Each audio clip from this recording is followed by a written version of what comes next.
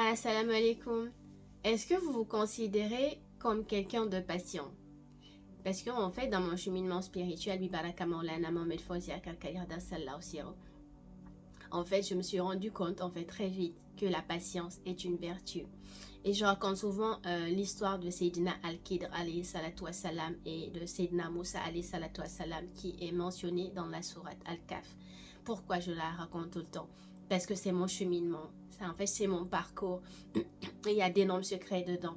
Et c'est pour ça, on nous l'a dit, Sayyidina Muhammad sallallahu alayhi wa sallam nous a dit, quiconque récite la sourate Al-Kahf un vendredi aura de la lumière avant le vendredi prochain. Donc c'est une sourate lumineuse tout simplement parce que c'est un guide lumineux à l'intérieur et un élève, un apprenant, un disciple qui était Sayyidina Moussa alayhi salatu wassalam.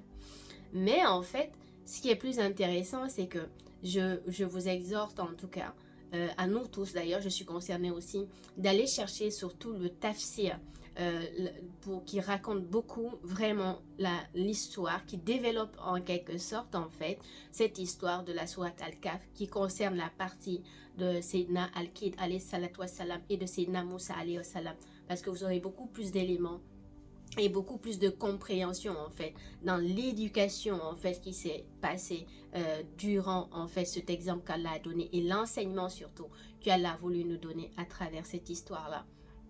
Mais pour revenir à mon sujet en fait, par l'enseignement de mon père, Maulana Mohamed Fawzi Akakagada Sallahu Siron, tu réalises une chose, tout est basé sur la patience. Dans l'éducation, dans le développement spirituel, c'est la patience est une vertu, subhanallah. Et c'est pour ça, c'est Al-Khidr alayhi salatu wassalam, dans la sourate, il dit les situations dans lesquelles tu ne peux pas être patient en fait, pour comprendre en fait ce que je vais vouloir t'enseigner.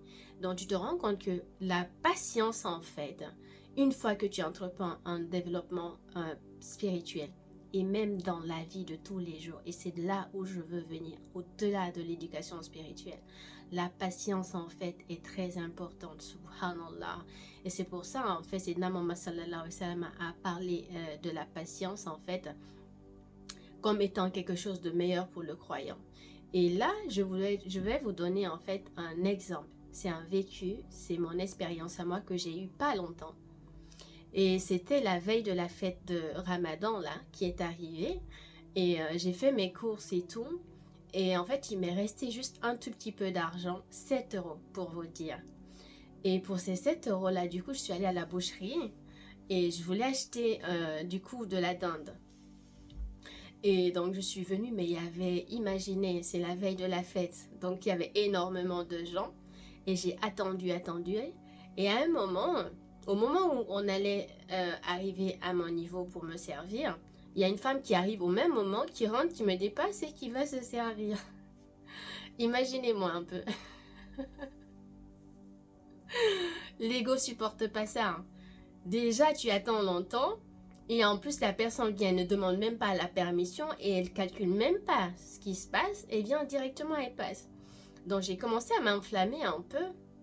Et puis je dis, mais j'étais là avant vous, madame, et tout. Mais ils n'ont pas entendu et je regarde, je me dirige vers le gars qui va la servir pour lui dire, mais non, j'étais là avant elle, donc c'est pas possible pour moi. Mais au moment où je regarde le gars, je vois la fatigue sur le visage du gars. Et ça m'a touchée en fait, ça m'a ralenti, ça m'a refroidi pour vous dire. Et du coup là, Allah, la lumière d'Allah en fait a pris place sur l'ego. Et là je dis subhanallah, depuis le matin je sais même pas à quelle heure ils ont commencé de travailler. Le gars est épuisé, fatigué. Est-ce qu'il a même eu le temps de prendre une pause? Je ne sais pas. J'ai dit subhanallah Binta, laisse tomber ce gars là où il est là. Il n'a pas besoin qu'on lui en rajoute davantage. Vous voyez ce que je veux dire? Je dis laisse tomber. C'est une question de 5-10 minutes, c'est rien. J'ai laissé passer et je suis restée dans cet état-là. Subhanallah. Donc qu'est-ce qui se passe après? Il y a un autre monsieur qui est venu se diriger vers moi pour me servir. Je dis je veux la dinde comme je vous l'ai dit et tout. Et il y avait une très grosse cuisse de dinde et ça je pouvais pas l'avoir. Non seulement je vais pas finir, c'est énorme. Mais en plus, je sais que c'était pas dans mon budget de 7 euros.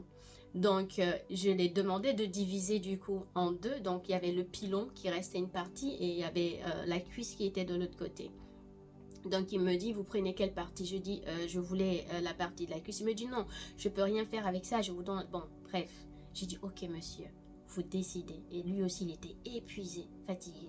Je dis, c'est pas grave, monsieur, vous choisissez. Vous me donnez ce que vous voulez me donner, vous gardez ce qui vous arrange et ce que vous pouvez vendre après. Donc, il me serre la cuisse et tout. Bref. Et à un moment donné, en fait, on pèse pour le prix. Et donc, on se retrouve et il était 8 et quelques, 8 euros. Je dis, ah non, je dis, c'est pas mon budget, je suis à 7 euros. Il me dit, mais non, madame. Je dis, bah alors diminuez. Il me dit, je peux pas diminuer, j'ai déjà divisé. Là, c'est un pilon. Si j'enlève encore une partie du pilon, je vais en faire quoi? Qui va venir m'acheter ça? Il dit, là, c'est un morceau que vous devez acheter entièrement comme ça. Et je regarde, je dis, subhanallah. Et après, il me dit, ok, bon. Il s'adresse au caissier. Il dit, c'est bon, 7 euros pour madame.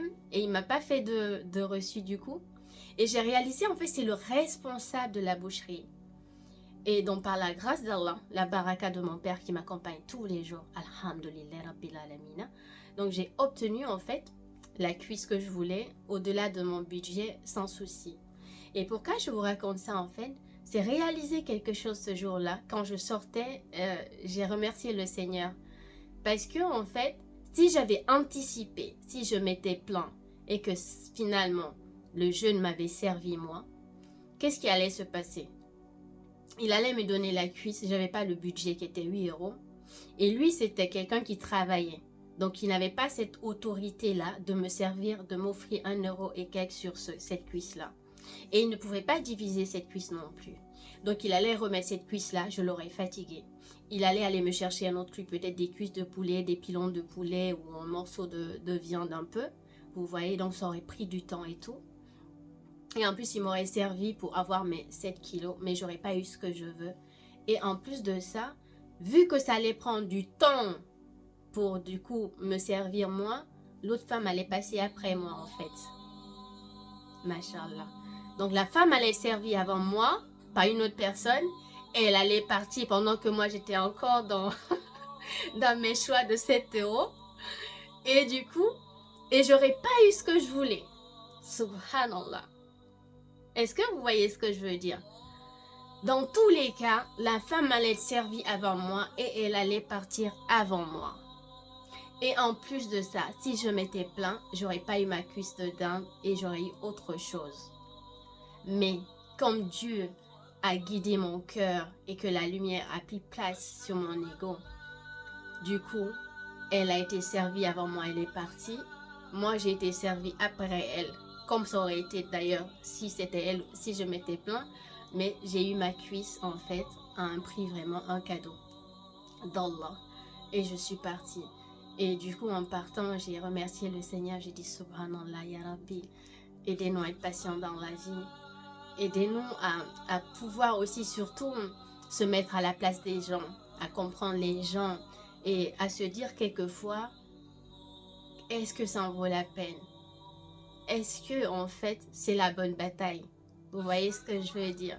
Donc avoir de la compassion pour les gens, se dire que en fait quelquefois c'est mieux de prendre sur soi et voir en fait ce que Dieu veut pour nous est vraiment important.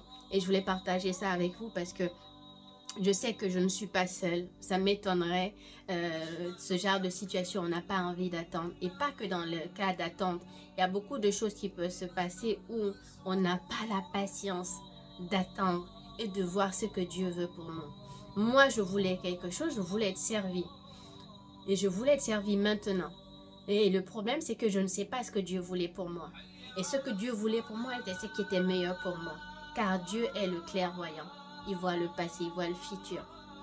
Donc, quand Dieu m'a laissé Dieu faire ce qu'il voulait, j'ai obtenu ce qui était bien pour moi. Qu'Allah nous aide à être patient. C'est quelque chose de très difficile, très très très difficile. Mais celui qui sait attendre arrive toujours à atteindre là où Allah a envie qu'il soit. Et d'une façon très aisée. C'est un peu comme un fleuve qui coule. Lorsqu'on est impatient, on est en train de nager en fait dans le sens inverse des vagues. Mais lorsque nous devenons patients, c'est comme si on était dans l'eau et qu'on suivait les vagues et on ne faisait aucun effort. On se laisse glisser, tout simplement. Bi baraka sidna Cheikh. Assalamu alaikum.